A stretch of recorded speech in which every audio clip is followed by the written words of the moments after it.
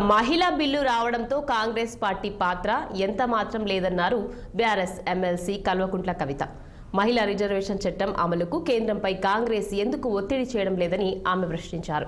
సోనియా, ప్రియాంక గాంధీ మాట్లాడకముందే మహిళా బిల్లు కోసం తెలంగాణ జాగృతి ఢిల్లీలో ధర్నా చేసినట్లు ఎమ్మెల్సీ కవిత గుర్తు చేశారు.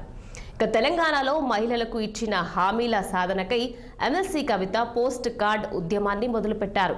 మహిళా బిల్లు ఉద్యమాన్ని విస్తరించేందుకు కవిత సిద్ధమయ్యారు. ఈ మేరకు తెలంగాణ జాగృతి ఆధ్వర్యంలో మహిళా కార్యకర్తల నుంచి 10,000 పోస్ట్ కార్డులు సేకరించారు. అట్టి పోస్ట్ కార్డులను ముఖ్యమంత్రి రేవంత్ రెడ్డికి పంపించారామె. మహిళా అమలుపై మార్చి 8న ప్రకటన చేయకపోతే 10,000 మంది మహిళలు 10,000 గ్రామాల్లోకి వెళ్లి లక్షలాది పోస్ట్ కార్డులను సేకరిస్తామని కవిత హెచ్చరించారు. వీటన్నింటినీ తయారు చేసి సోనియా గాంధీకి పంపిస్తామన్నారు. మహిళల పట్ల రేవంత్ రెడ్డి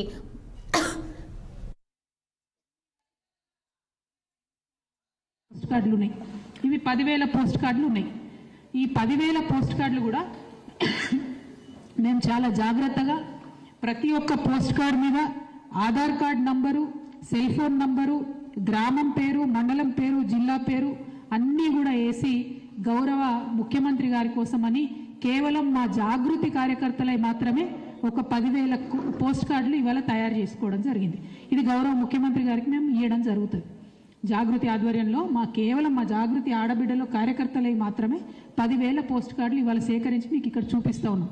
ఎందుకోసం చూపిస్తున్నామంటే మీరు మార్చి 8 నాడు 2,500 ఇస్తున్నామని ప్రకటించకపోతే ఈ 10,000 ఆడబిడ్డలం తెలంగాణలో ఉన్న 10,000 గ్రామాలకు పోతాం.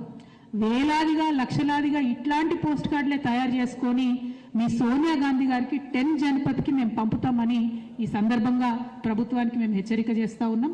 మీకు ఇప్పుడు ఇస్తున్న ముఖ్యమంత్రి గారికి, మీరు ముఖ్యమంత్రి అంటే రాష్ట్రానికి ఒక అన్నలాగా, ఒక తండ్రిలాగా. కేంద్ర మంత్రి కిషన్ రెడ్డిపై తెలంగాణ మంత్రి పొన్నం ప్రభాకర్